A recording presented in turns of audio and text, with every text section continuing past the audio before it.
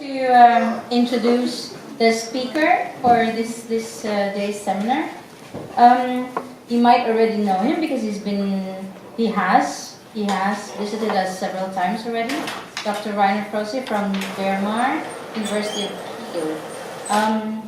He is known for this work that he's doing with us right now, the CMSY method of stock assessment that he crafted with craftsman. Yeah. He crafted with Steve Martel, and you might also know him as one of the fathers of Fisheries. So, which means that he's been with Fisheries for more than 25 years. And I know him as the boss because he was my boss for 10 years at ICLAM when we worked together on Fisheries at the time. But I also know him as the bass player of the ICLAM band and as the how do you call it? He's the person who taught me that the simplest way towards something is by logic, and for that he's been a mentor. Dr. Froese.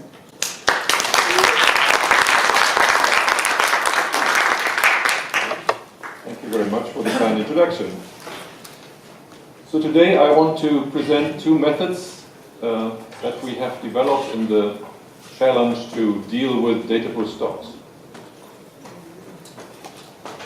And basically the problem that we're facing in fisheries management is that we exploit as humans quite a number of species, actually the highest number of species that we use compared to anything else. We eat more seafood species than all the rest combined in plants or terrestrial animals. And of course we kind of have to do this rationally, science-based. Problem is that for about 1/4 of the stocks that we use, we may have what they call stock assessments that do aging and proper assessments and lots of data and what have you not. But for 3/4 of the stocks we just don't have that. And so basically the decision was let's just only care for the stocks that are big and of high value. And that went well until recently. The legislation was changed in the US, I presume also in Canada and certainly in Europe, and required that all stocks that are commercially exploited have to be managed based on science. Now that has revived the interest in new and old assessment methods, those that we looked at the times that Deng referred to when we were working in the tropics, where by definition everything is data poor and methods are very, resources are very limited to do. There's no way you can collect larvae and eggs, service and so on. There's just no way. Too many species and not enough money and ships to do that. So we look back at these simple methods. They have been revived, and basically the good news about this is that we now have more powerful tools to use these old methods. And these are basically Monte Carlo methods, and combined with the Markov chain, random walk analysis, we really can do better than we could do in the 80s. So today I will present three methods that have come out of that, that I have been involved with. The first BSM is basically a Bayesian Shiva model, and that has traditionally been used, Shiva models, for a long time. It's a surplus production model. I will explain it in a minute. CMSY and these models, surplus production models, need as input catch data, which should be correct as possible, and abundance data. And then they estimate productivity and carrying capacity, and where the stock is, and so on, and maximum sustainable yield. Now, problem is that for most stocks you don't have abundance data. You have catch data, but no abundance data. Okay, catch only stocks. Only reliable catch stocks. These are orcs. Okay, so orcs unfortunately are not that common in fisheries, and so we have developed a new method. Actually, I first saw it here because Steve Martel was showing it in a class where he taught R. And Daniel dragged me in and said, "You must see this, Ron, you must." I said, "Oh my God, what will it be?" But it was really something, and so, yeah, it took on from there. I will explain in a minute. So it's called CMSY, catch MSY, and it needs as input only catch data and resilience data, and resilience is the same as good estimates about the productivity of a stock from independent sources. And finally, a brand new method that we have just submitted. It goes back to length frequency analysis, something that has been done for a long time in fishery science. And it takes a new shot at it with the new number crunching methods that we have. It estimates all parameters in one go and comes to very reasonable results. Okay, let's get started. Principles of surplus production modeling, basically. It all goes back to Thomas Robert Malthus, an English economist who in 1798 published this little equation here where basically the number of individuals that is present at time t is a function of the number that were there at the time 0, at your start time, multiplied by a fraction. And that fraction is driven by a parameter called R max, that's the intrinsic rate of population increase, times the length of the time window you're looking at. That's the t. Okay? Very simple equation. And this is how it looks. He did that in 1800, and he was concerned with human population of the world. And he predicted that if humans grow like they did, like you could see it at the time, chaos will result. And he was perfectly right, because there's no lack of chaos on this globe. And yes, we had atomic nuclear explosions. And yes, we have starvation and all the problems that he predicted. Interesting thing here is that the blue curve is where we are, basically. And there is still debate on whether it will continue on a Malthusian track or level off somehow or even decline human population. And well, we hope, of course, it's the green one, but we don't know. So he did quite well. However, conceptually, this guy did better. He said, yes, populations will grow like that, but in the end, the growth will be reduced by what he called the carrying capacity. So he introduced a new parameter. Here's our R max that we know already, and the new parameter here is the K, what he called carrying capacity. And basically says population growth will slow down and get to 0 as species approach the carrying capacity of the ecosystem for this given species. And so he has an equation for that, and it's actually a very simple equation. It's a logistic equation. Only two parameters are in it. Our R max, the intrinsic rate of population increase, the productivity, how fast the population can recover if it is depleted, and the carrying capacity, and when will they level off. Now, what does this leveling off is often misunderstood. Most often people think it's because of starvation, but actually, if you see populations like the buffaloes in Africa or so on, they're not starved. They look quite healthy, and they are at their carrying capacity. So it acts mostly at the early life history stages, but that's another lecture, so I don't go into it. So carrying capacity is real. And this is a very simple curve of doing it. Obviously, in every single population, these curves will be slightly different. And also theoretically, we know that the curve looks different if it goes up or if the population goes down. Whether it increases or decreases, it will be slightly different. But given the uncertainty in all our measurements and the high scatter, actually it doesn't matter. This curve still goes through the middle of the scatter of the cloud and is just fine. And according to Occam's razor, since it has the fewest parameters, actually that's what we should use if it does a recent job on explaining what we're after. So basically what it says is if there is a species you can think of introduced in a new area, like the lionfish in Florida, right? The beast with the spines, the red striped beast with the spines, then for a while it will just do not much, but it will reproduce. And natural selection will adapt it to the new environment. And once that has happened, because its predators are not there, typically it will take off. Exponentially Malthusian type of thing, until hopefully it reaches at some point, now it will reach a carrying capacity, when most likely the recruitment of these, the larvae of these, which are not so deadly as the adults, will have met the upper carrying capacity for them in this ecosystem. And then the thing will level off. Okay, now here's another guy, interesting for us, in surplus production modeling. This is Müller-Schäfer, a US fisheries scientist, who played a big role in the convention of the law of the sea at the time, because fisheries were included there and one needed some kind of reference point. And while Bevan and Holt had the better theory, the better models, he had the simplest model. In a way, that's what the politicians picked. And so he was the one basically using the parameter that we already know. Here's our Rmax. And what he did is he changed the carrying capacity K from numbers to biomass, weight of the fish in the water. That's basically what he did. And then he had rearranged the equation so that you can estimate the maximum surplus production that the population can give, called MSY, and this term has then dominated fisheries science ever since.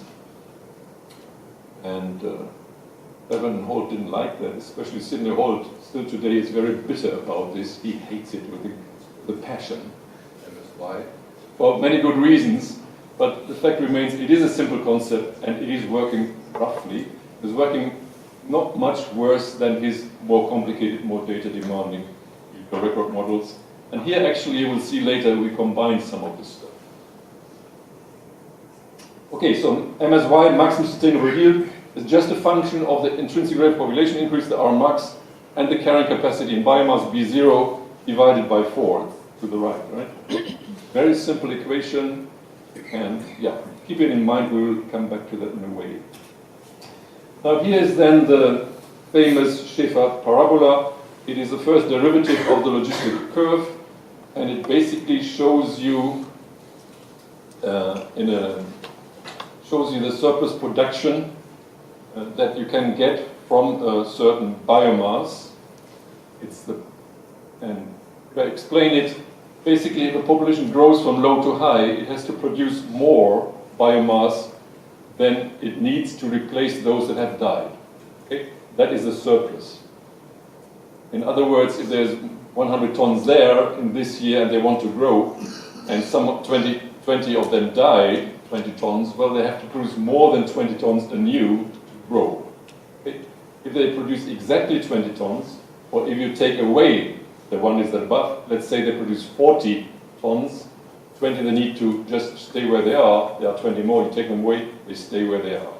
In other words, all points here are equilibrium yields that you could take forever and the population would stay at that point.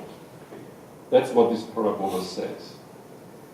And you see it has a maximum, and I explained that that is roughly at half of maximum population size. This is at the unexploited level. This is half of it in the Schäfer model at half of unexploited. You get the maximum surplus production. And for fisheries, if you take that away, you have the maximum catch, and the population will stay at that level.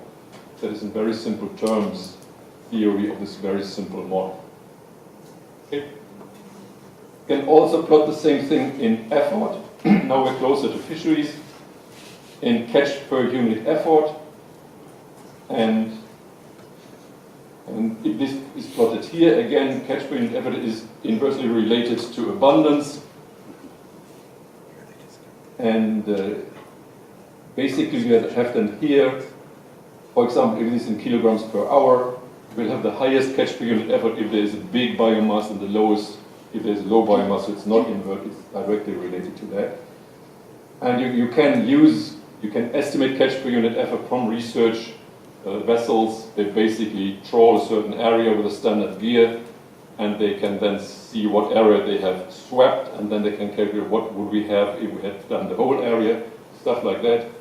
And from this you can get the abundance variation that you would need to parameterize your model. I'm a bit simplistic, but I hope it works. So, now how have we implemented this Schäfer model in our Bayesian Schäfer model BSM? Basically, you see here the master equation for that. the biomass in the next year, so t plus 1 is a function of the biomass in this year, plus the productivity.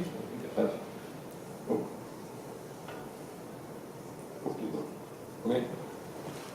Plus the productivity, which is this term, which is a function of the intrinsic rate population increase and the current biomass. And there's this term here which says where are we in relation to current capacity. Function of these three things. And then minus the catch, which is here. Okay? So current biomass plus increase in biomass minus catch is the biomass of the next year. Simple as that. Very simple equation. And basically what it does is you pick a certain start, and then it calculates that through, and it estimates R from the catch that you have, from the abundance that you have, it estimates the two parameters R and K. Now, the one that has long been used, it's a standard tool in fishery science, and basically our BSM here, our implementation, has the advantage that you do not need complete abundance time series. It can use interrupted series as long as they're compatible, CPU stretches, and very short ones, and it will still give you estimates of the whole time where you have catches. And also estimate the catchability coefficient Q, which is very difficult normally to estimate. And it gives the desired fisheries reference points, the maximum sustainable yield, the biomass that can produce the maximum sustainable yield, and the rate of fishing that is compatible with that. You can express that also as ecological reference points, and gives you our beloved R max and current capacity K. And it gives you the current stock size, that is the biomass relative to the one that can produce the maximum, and the biomass relative to the unexploited, and the fishing pressure F relative to the one that would be give you the maximum sustainable yield. And on top of that all, it gives you a time series then of biomass exploitation, but it is in a way your input, but it gives you some confidence at least for the biomass. Here's an example of using this new implementation of an old method. Basically, you see it applied to the sole in the Irish Sea, and you see here the catch data, and here the abundance data. You see here the estimate of MSY, and I shall say that this estimate is very robust, amazingly robust. Why is that so? I will explain later. I'm coming to that. I'm jumping ahead in my slide. Okay, so this is standard output. Basically, it gives you the biomass with some uncertainty here, and it gives you the exploitation rate with measure of uncertainty, and then one of the traditional plots that looks confusing, and we don't have to bother with it much, which shows you both exploitation and stock size in one graph. Now, the new thing is this CMSY method, which tries to do the same as the Shiva model, but without knowing abundance. Okay? You can either have catch and abundance and estimate R and K, or the logic here is you have catches and R and K and you estimate abundance. Okay? So we need then, therefore, reasonable priors in the Bayesian context, prior information, to get a good handle on the RK, these pairs. And good news is that their life history correlates for resilience, and one is from the Shiva model itself, basically because it's half of the biomass and also half of the R max. It follows that the R that we want is twice the FMSY level, and if that is available for similar species in similar areas, you could use that as a proxy for your R. Similar Gallant, long time ago, famous fishery science working out of FAO, proposed that this FMSY level, the fishing pressure that gives you the maximum sustainable yield, is similar to the natural mortality level, which is M. So again, then that means twice the natural mortality level is a proxy for R. K is the growth parameter, that how fast a species approaches its infinite size, its maximum size. And again, there's a correlation between that, between K and M, and if you transfer that over, you get 3K is a proxy for R. Taylor 1958 suggested that maximum age is reached roughly at 95% of maximum length. And if you turn this around, you get another proxy that is 9 divided by maximum age, again is a proxy for your R.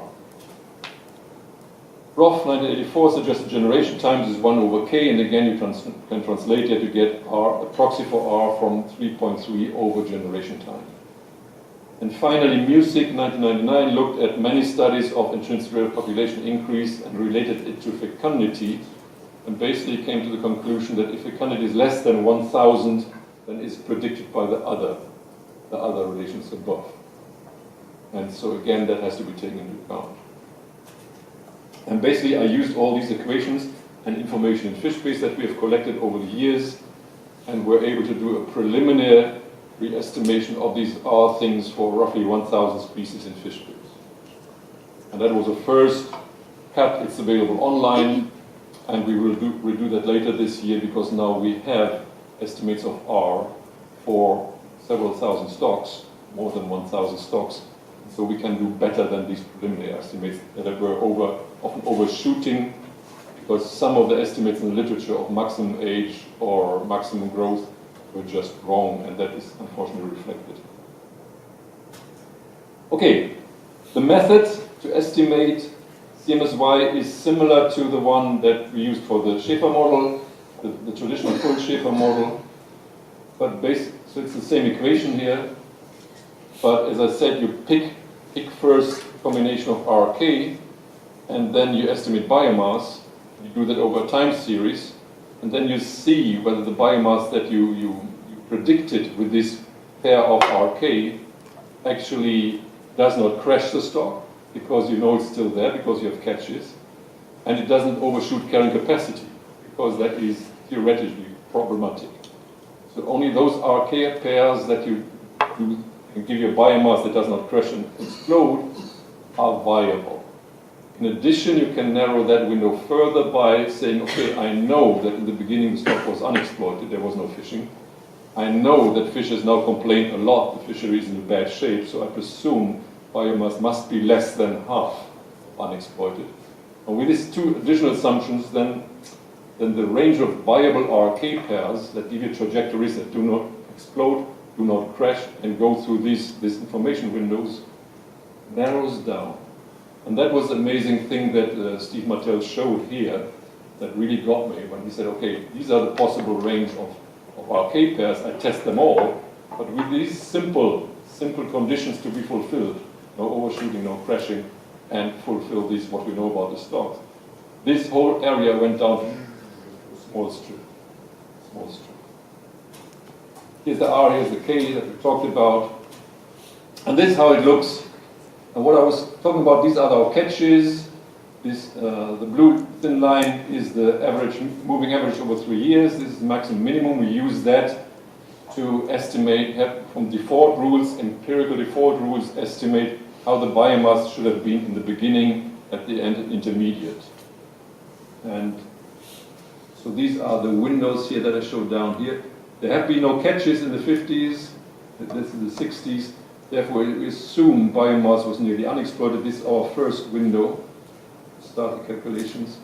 Here was the highest catch, and we assume, the rules assume, that if this was the highest catch, well, there must have been a biomass. Right? They cannot have a very high catch if there is very low biomass. So it assumes roughly that for this catch, the biomass in the year before must have been something between 20 and 60% of unexploited. Just the default rule. And in the end, since the stock goes down, you know it is overfished, you know it's too small, and the catches vary around this level, so the method assumes that the stock is below half, something between 0 and 40%, and that is the third thing here. So with these three default rules, you can change them if you have better knowledge. It then has here the range of point to be tested. Here's our R, and it goes from 0.2 to 0.21 something here. That's the range. It's a very wide range. So from 0.2, right? Productivity range that it tests. And here is then the range of carrying capacity. Now, I showed you how we can get an idea about the productivity range. perform life history trace in fish bays. But how do we know what the carrying capacity of the system is in tons for this species? Now again, a little bit of trying to apply logical thinking. Certainly, the carrying capacity must be higher than the highest catch. Because it's highly unlikely that in a given year they took out everything with that catch. Highly unlikely. So it must be larger than the highest catch. And so now we already have the lower limit. So we're here about 10,000 tons of catch, and so it starts here at 10 is the lower level. Okay. Carrying capacity must be higher. And then you just use an empirical multiplier, that's just for medium productivity, it is 20. Just assume, okay, this is the minimum, 20 times the minimum should be the range where we should find it. And that works very well for hundreds of medium resilient species that we have tested. And you see it here. So now in this range, we test up to 100,000 combinations of R and K, the Monte Carlo approach, heavy number crunching, and only retain those that do not crash the stock, do not overshoot carrying capacity, and go through our three windows here. Okay? So that's where we start and go to these final windows here. You see that's a very, very narrow strip of points. That was the amazing thing. That really got me. Wow, Steve, you have found something. So I pushed him for 2 years to publish it in a way, and we did. Okay, now the amazing thing here is there's one more thing that I discovered. The slope of this thing there is always very similar, and actually it's -1. What that means is, in the context of the simple Shiva model, is that all points here, all viable RK pairs, give the same estimate of MSY. So you can have, actually at this end here, a high carrying capacity and a low productivity. Remember, productivity times carrying capacity divided by 4 is MSY. And you can have a high productivity here and a low carrying capacity, and they give the same estimate of MSY. That's what it is. And basically the viable points that you find actually all give you the same estimate of MSY. That's why this simple method already gives you a robust estimate of the maximum sustainable yield, which is already a big step forward in fisheries management. That was our first paper, and that's published, so it is a good way of estimating MSY, but it was biased because you did not know actually where the productivity is in this long stretch. And if you took just the median or something, some intermediate value here, well, that didn't work well. Comparing with simulations and with true stocks showed that there was strong bias there. So it took me another 1 or 2 years to figure out where to find it, and actually it's somewhere in the tip here. That is what you see here. It's a magnified thing of that.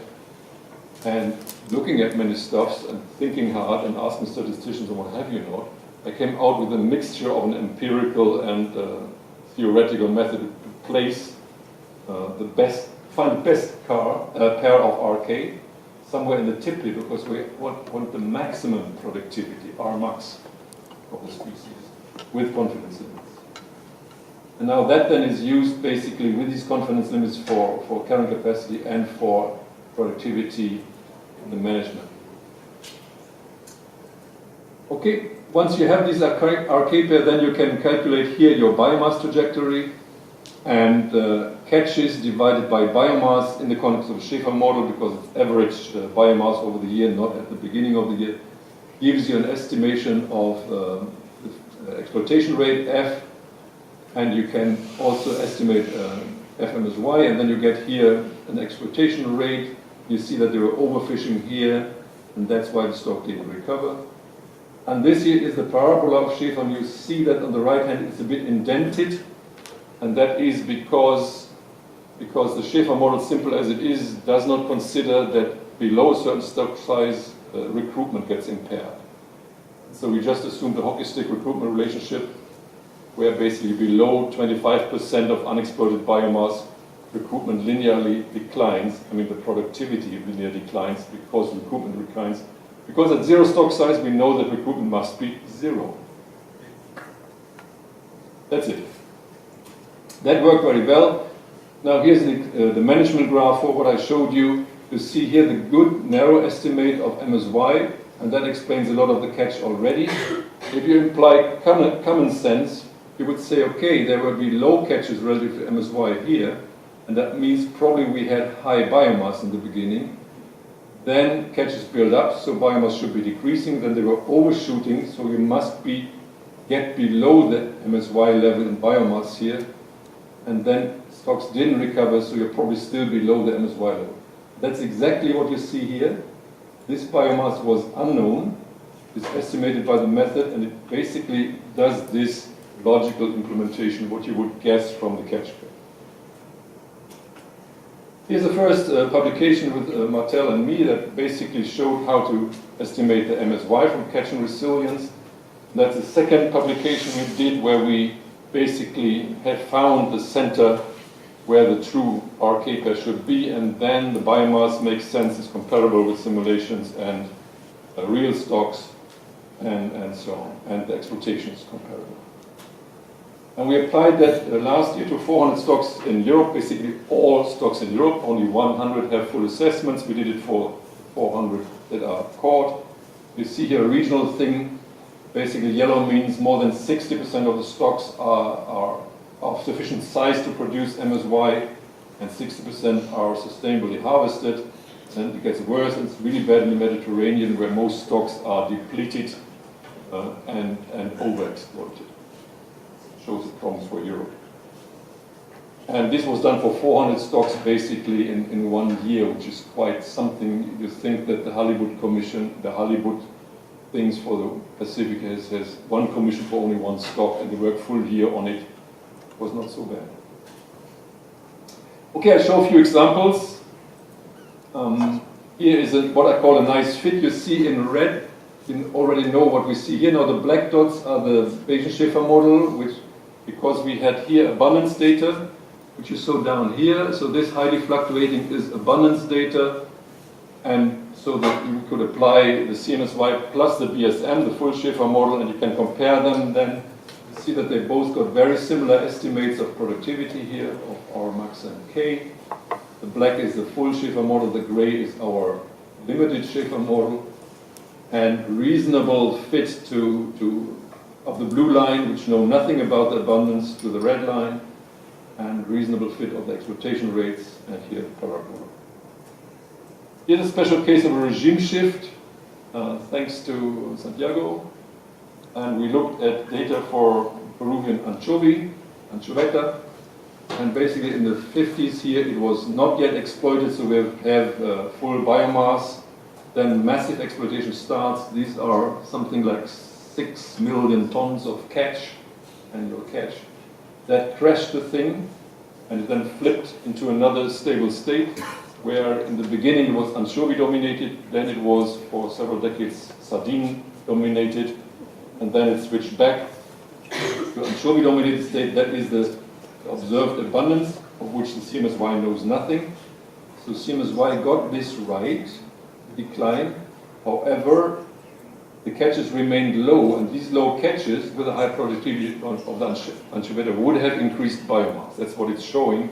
That also answers the question, what if management artificially reduces catches? Well, then biomass will increase. Exactly that's the reason why management does that, and the model would do that, and you see it here. It was not management, it was no anchovies being there, and they were going for sardines. But that's what would have been the biomass if the productivity had been the same, which it wasn't. Then it switched back, and in the end it comes to very reasonable, similar estimates. Here's a case of monotone increase. The standard fisheries textbooks say you cannot estimate MSY or anything if you have a monotone increase. Well, we would say yes, we can if we know productivity. And so you have here a case of Indian mackerel growing from the 80s to 2015, something monotonely increasing catches. And yes, it gives you a very high uncertainty range of MSY, but it gives you an estimate. It gives you also an estimate of biomass with high uncertainty, but that's how it is. Here's a monotone decrease, same thing. Yes, because there is no contrast in the data, you get high uncertainty, but you're getting something. Okay, so now switch. Now I talk, we're running out of time, we want to discuss. I switch to a new thing that is just submitted. We call it LBB, length-based Bayesian biomass. And that has to do with the need of priors that we need. You remember these windows that we have to set? You could argue that they are very subjective, because you ask fishers, how's the fishery, say good or bad. If it's bad, you assume low biomass. If it's good, you assume high biomass. Or you use our default rules, which are empiric from a broad range of stocks, but still you're never really certain, is it true what I'm seeing? So an objective setting of these windows, biomass windows, would be highly desirable. And that you can get from analyzing length frequencies from the commercial fishery. So here's the framework that we applied. Basically on the x-axis, you see length classes relative to maximum length and infinity. And on the y-axis, you see the number of individuals per length class. And if there is no fishing, then basically this line is nearly linear. Okay? This assumes constant mortality, natural mortality, so that is highly unrealistic here, but we are not concerned with the very small fish because we're not catching them anyway. And so bear with me that this is not shooting in the sky as it should. But then from a certain length on, at x here, basically the fish become vulnerable to our gear. We start to catch them. So at x, roughly 1% of those that encounter the gear are retained by it. At LC here, 50% are retained, and then later on. So basically here we have a transition phase where more and more and more fish are retained by the gear if they encounter it, until here somewhere all that encounter the gear are retained. So the yellow curve then is the population that is vulnerable to your fishing. And if fishing mortality was infinite, right, the yellow curve would represent basically the population. However, what we see is, since we have not infinite fishing mortality, we see only what is in the catch, and that is a fraction of that. And so the red thing down there is the only thing we observe of this all wonderful graph. And that's what we have to work with, the red catch curve. Now here you see it again, just zoomed in. X-axis is still length relative to maximum length, and here the frequencies. And here now is our catch curve. So in the beginning, individuals are not retained by our gears, so no catch, they're just not there. Then we have typically this form of an S-shaped increase, and then a decline thereafter. Now I already said then here we have the length where 1% is retained, and L start, this point here is where 99% are retained by the gear, and in between the LC is where 50% are retained by the gear if they encounter it. Now traditionally, this thing here has been used kind of to estimate the LC, but it is slightly underestimated. It's still a good prior, and we use it for that, but it's underestimated basically because it is an asymptote similar to our logistic curve, the selection of the gear. So this would be an S-shaped curve, which would have an asymptote somewhere here. Okay? And it reaches at 99% somewhere here, but meanwhile mortality continues, and therefore your numbers decline already before full selectivity has been reached. So therefore the whole thing is shifted, and we cannot use it to estimate LC correctly. But it's close enough. Let's give it that. Okay. Then you have here the full selection, and so on. And this full selection has been used a long time to estimate mortality, Z over K. And here's the standard equation for that. If you only look at the fully exploited part, then basically from the slope you can estimate total mortality, that is natural mortality plus fishing mortality. And in this case, because we're simply length-based, we have no age or anything, it's relative to the growth parameter K. Okay? So the ratio ZK you get. And that's good. Now the full mass equation of LBB looks like this. Basically we want to estimate all parameters that I showed you. And so that was not yet.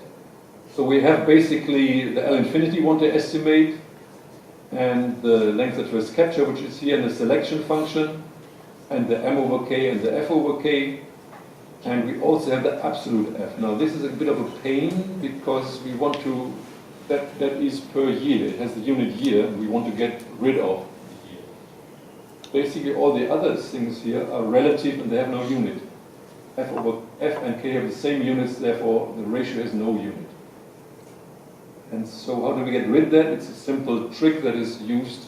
Basically you divide your observed numbers by your proposed numbers by the sum of these. If you do that, you get a sum of this expression here, then this is a constant that gets out of the sum, and then basically cancels out and you got rid of the f. So you can get rid of one parameter with this. Okay, I can explain better later. But you can get rid of one parameter, and this is a nasty one, that's the trick, you divide it by the sum, get rid of that. Of the f. That's what it said here. And then using a Bayesian approach, so this is gone, the rest remains, we basically can estimate the L infinity, the LC, the m over k, f over k, and f over m, because f over k divided by m over k is f over m.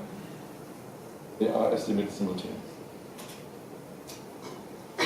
Now you get now f, and most fishery scientists, they age 3 and they live until age 10, then it's the average fishing mortality over 7 years that the method gives you. And for management, that is not good enough. However, the average fishing mortality is exactly what you need for this nice standard fisheries equation. Don't worry too much about it. All I want to point out is this gives the yield per recruit. It gives you back to something. How much do I get per recruit coming to the fishery in terms of weight in a given year? And it's a function of, well, length of first capture over asymptotic length, we have that. Over f over m, we have that. M over k, we have that. And f over k, we have that. Meaning we can now parameterize this equation. And by combining several of these equations, I don't show it to you, they look like this, only a slightly bit different. Combining several of them, you basically get, in the end, the biomass that is currently there in the year from your length frequency relative to unexploited biomass. And that is the real thing that we needed for our CMSY method that you can already use for management. There's one more thing, you know where you are relative to unexploited biomass, maybe 20%, 40%, 60%, but where is the MSY level, okay, for this species? And to do that, we did a little bit more fiddling. We can also estimate the length where basically the biomass of the cord is maximum. Holt gave us the equation in 1958. And again, we have the parameter needed for that, m over k. And then we recently did an estimation of what is the length of first capture that you should have so that the average length in the population in the catch is equal to this L opt. Because L opt is the average length of parents in the unexploited population. So it's a natural thing. If you want to minimize the impact of fishing on the size structure, what is the length that at first capture that gives average length of L opt? And that is this equation here down here. It's published. Find that on my personal page or somewhere else. In Fish and Fisheries, it's published. And again, we have the parameters, the f over m and the m over k to do that and estimate that thing, and that then gives us a reference point.